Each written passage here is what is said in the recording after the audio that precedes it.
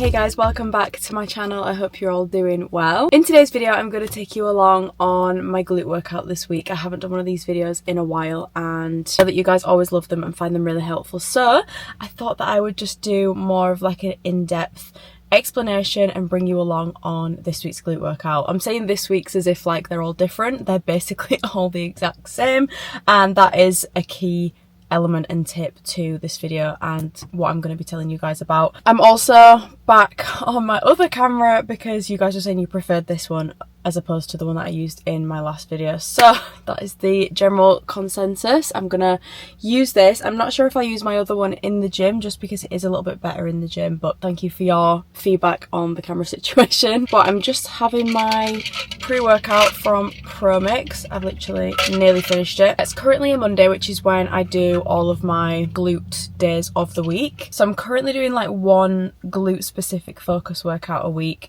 I have basically always done this, I'm not gonna lie. Maybe like towards the start of my fitness journey I would have done 2 a week, but I find that 1 is the perfect amount for me, and my other leg day is a quad day, and then sometimes I do 3 leg days a week, and that will just be like a full leg day. So I will try and target glutes, hamstrings, quads, etc. So there's not like really one specific focus on one specific muscle, if that makes sense. This is my one glute and hamstring focus day. It's not just glutes, so you will see that we also do have 1 or 2 hamstring isolation exercises in this workout as well, because it's so important to not neglect your hamstrings too. I personally like genetically have much, I feel like, weaker hamstrings than my glutes. I am definitely more glute dominant. The same with my quads. I have always struggled to grow my quads, and yeah, same with my hamstrings. And although I do obviously train them, I like to have a well-rounded balanced split. That's just how I am genetically made, and I feel like they'll always be a little bit smaller and weaker than other parts, which is also completely normal and something really important to note as well, because your body and your glutes, for example, will never look the exact same as somebody else's.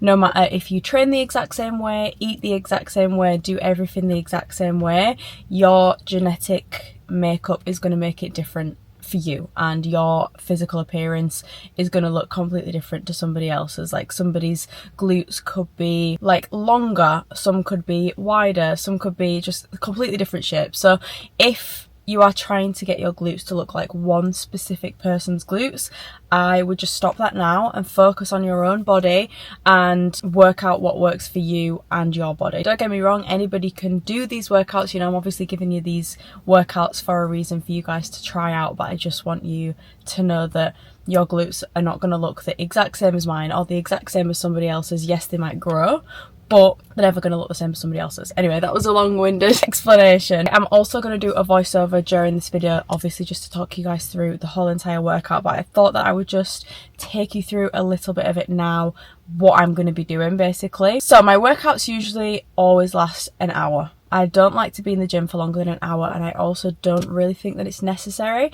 If you want to be, that's completely up to you. You know, it's down to personal preference. I just personally hate being in the gym for hours. Like, I just want to get in and get it done, and that for me usually consists of 4 to 5 exercises, and these 4 to 5 exercises are always intense and done with intention, because that is better than you doing 6, 7, 8 exercises with no intention and you're not actually working hard in them. You're better off doing like 4 to 5 exercises, making it much more intense and making those exercises actually count, instead of just trying to do as many exercises as possible.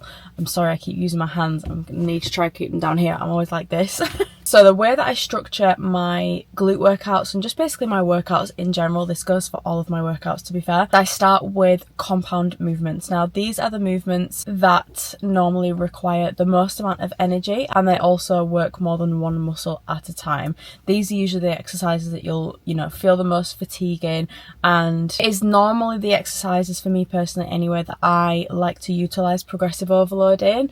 And these are your hip thrusts, your RDLs, squats, etc. It's the exercises that usually take the longest, and for me personally it is the exercises that I want to progress in weight, in reps, and just utilize progressive overloading. And what I mean by progressive overload is basically finding ways to continue making progress so that you are not hitting a plateau. There's multiple different forms of progressive overload. You can increase weight, you can increase reps, you can increase frequency, you can add pauses, negatives, pulses, etc. These are all different forms of progressive overload to increase the intensity in your workouts and prevent you from hitting a plateau. And that is what I like to do with my compound exercises. So you'll see that I always start with hip thrusts and RDLs. And I go into my unilateral movements, which are single leg exercises. Now these are like your step ups, your lunges, split squats, etc.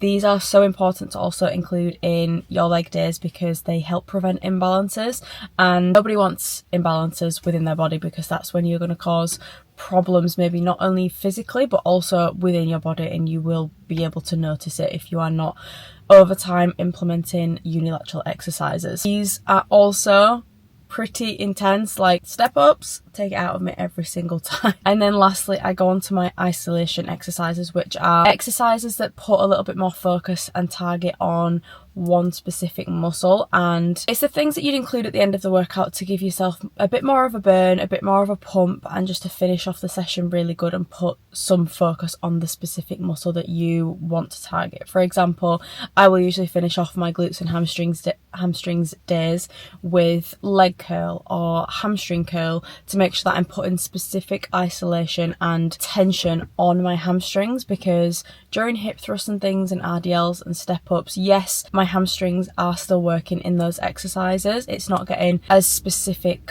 of a target, and it's not being targeted as well as it would do if you were going to do an isolation exercise for that exact muscle. I also just want to mention quickly as well, sorry this is really long, I just want to mention quickly as well, if you do want to train with me, use the program that I am currently using. The link is in the description. I am a trainer on the Evolve app, and I have a couple of programs on there. I have my gain program, and then I also have my gain lower body program, which is definitely obviously more lower body focused. So if your goal is to maybe grow your lower body, progress in your lower body, that program might be for you.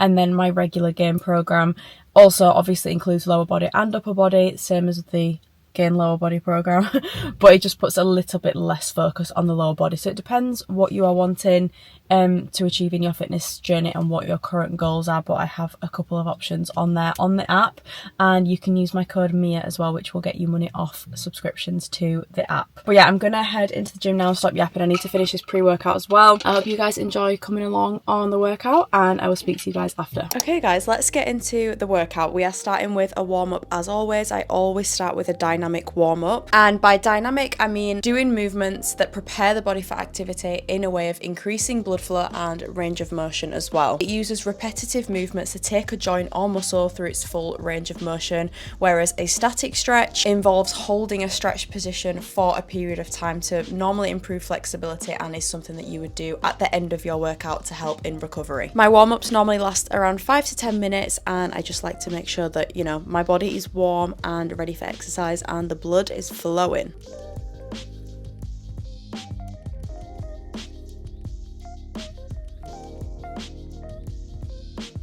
The first exercise we are going to go into for this glutes and hamstrings workout is of course hip thrusts. As you can see, I'm doing a warm-up set without any weight on the hip thrust machine, and this is just to purely do a little bit of glute activation.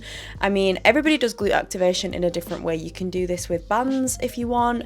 I feel like I'm just not in my band era anymore, and I find that doing a few reps without any weight is good enough activation for me, and I don't feel the need to use bands. And as you can see, I am just gradually increasing the weight. This is really important to help prevent injury and not just going from 0 to 100.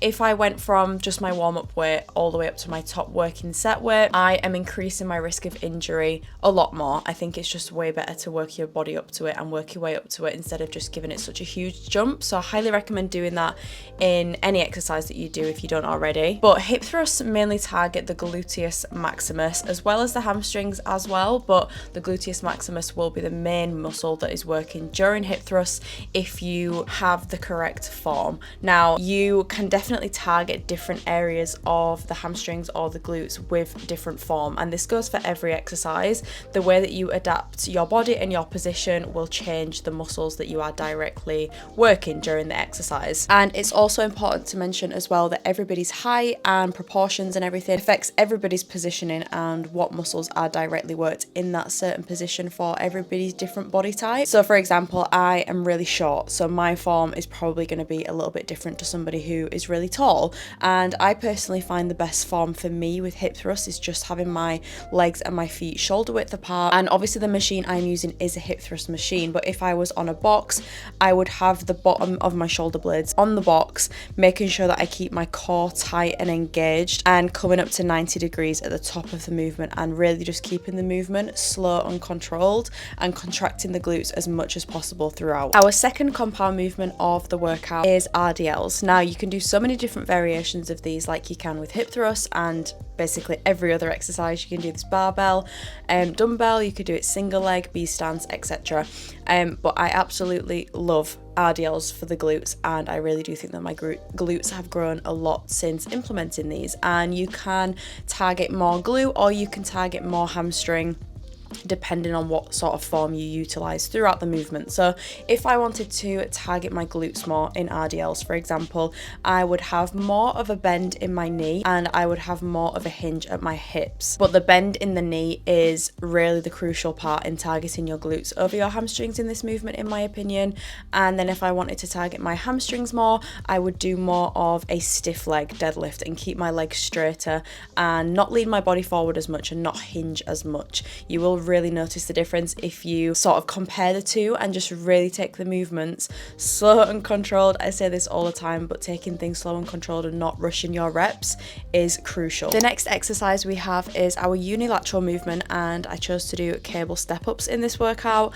Now, I normally do cable step-ups, but I also sometimes alternate between elevated heel reverse lunges as well. So there'll always be a unilateral movement, but every so often I might just switch a couple of them out. But cable step-ups I feel like will always be my favourite because the glute connection in it is just chef's kiss, and I'm going to tell you how I get the best glute connection in it because I know that a lot of people struggle with this movement. So I'm going to say hinging probably a lot in this video, but to get the best glute target in an exercise, hinging at the hips is such an important factor, and that basically means just like leaning your body over a little bit more instead of just standing up straight. Just lean forward a little bit and you will really feel the connection in your glutes.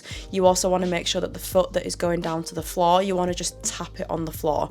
Don't use it for any unnecessary extra support because you're going to take the tension off the working leg and it's not going to be as hard. We basically just want to make it as hard as possible. I then moved on to plated hyperextensions. Now, these are a bit of a tricky movement and I do get asked a lot of questions about this exercise because I know that a lot of people struggle in finding the best glute connection within this. Sorry, I keep the amount of times I said glute connection. But I know that a lot of people, including myself sometimes, really feel this exercise in their lower back because it is, well, it can be a lower back exercise. You can use this exercise to actually target a lot of different muscles. You can make it way more hamstring bias, way more glute bias, or way more lower back bias.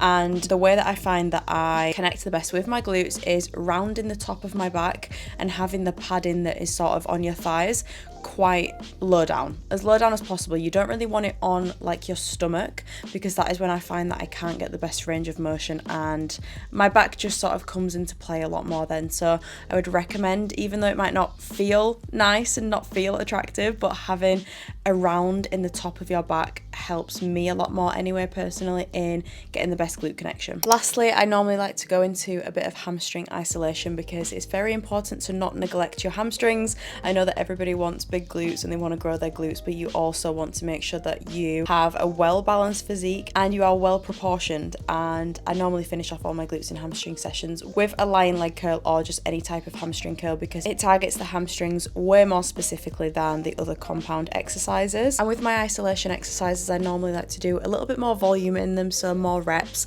and I normally like to increase the intensity by adding pauses or pulses, or in this case I added a 3-second negative to just really increase that intensity and get a really good burn in my hamstrings.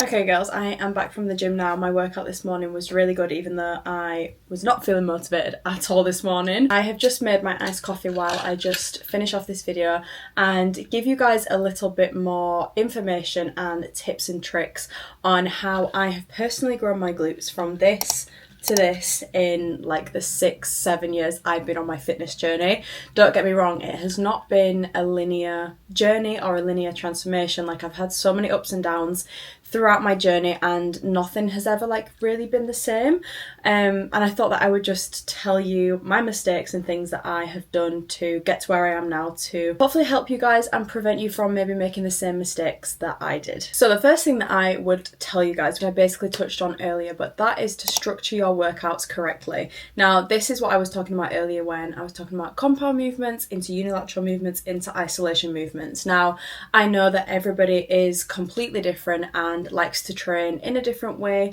or you know, whatever works for you is the best option basically. But in terms of how I have seen the most glute growth and I have just seen the most progression in my physique, that is since doing that specific structure within my workout. So I will always recommend that structure to you guys. If you absolutely hate it or maybe find that it's not working for you, you don't have to do it, but it is the main type of structure that I would recommend if you are wanting to see progress. So that is starting with your compounds, going into unilaterals and finishing off with isolations. Now I do this as well, I mentioned it earlier, sorry to repeat it, but I do this as well because doing compounds first is an amazing way to actually progress in the main lifts that you want to progress in, because you are doing the exercises that require the most energy at the start of your workout, which enables you to progress in them more and use more of your energy and output into those specific exercises, which is why I always recommend doing the compounds first and then isolations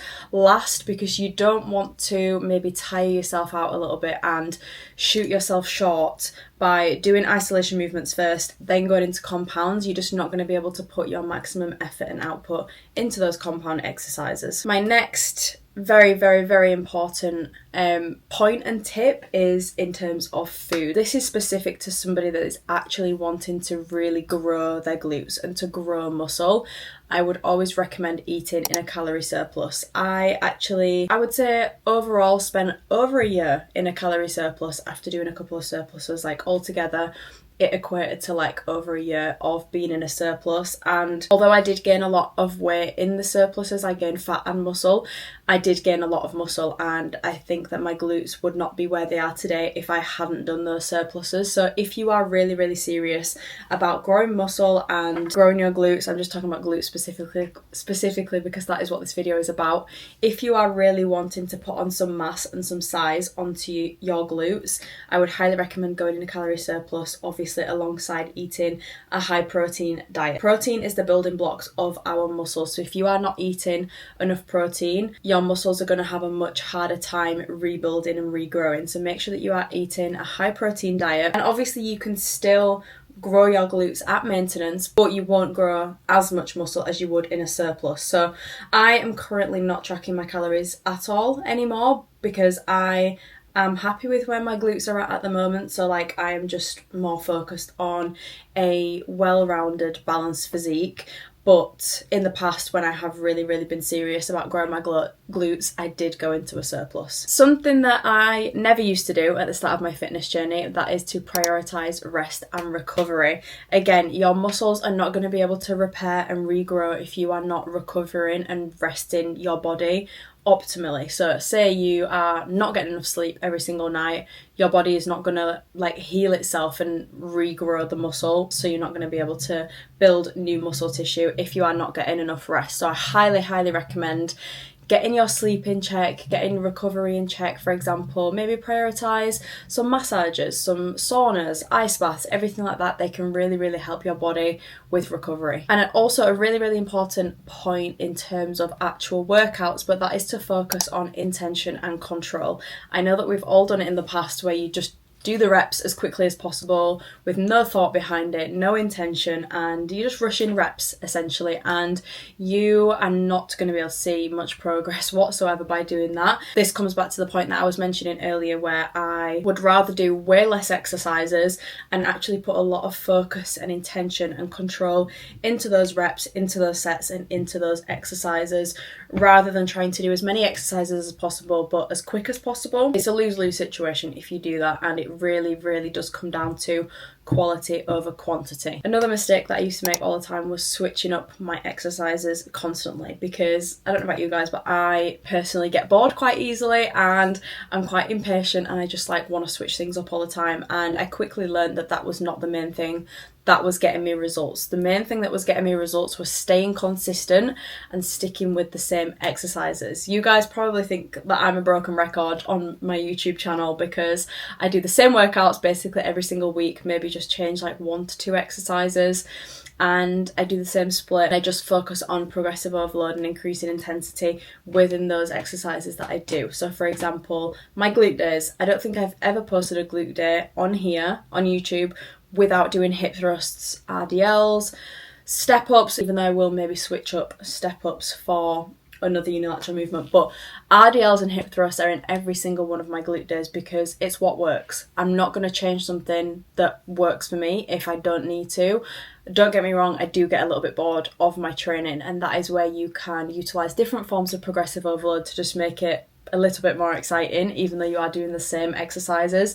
For example, you can add in a pause at the top of the exercise or at the bottom. You can add pulses, you can add 3-second negatives, like increase the weight. You can do so many different things to ensure that you are not hitting a plateau, and to also maybe make it not as boring, because trust me, I get it, I get you. I know that weight training can get very boring, especially when you've been on your journey for a lot of years like me. Like, I've been doing this for like 7 years now, and you know, the thought of hip thrusting every week does make me feel a little bit sick, but you know, we can't grow good glutes without utilising these exercises. So yeah, that is the main things that I can think of right now, as in tips to help you guys grow your glutes. If you do have any other questions, let me know in the comments below. I hope you enjoyed the workout and the voiceover. I hope that it was helpful for you girls. I hope you guys enjoyed this video. I hope it wasn't too boring. I know that I normally do vlogs and things like that, and this was more of like a sit down chatty video, so I hope it was helpful and not too boring. But yeah, I'm gonna leave this video here. As I said, if you have any questions, do let me know in the comments, and I will see you guys in my next video. Bye.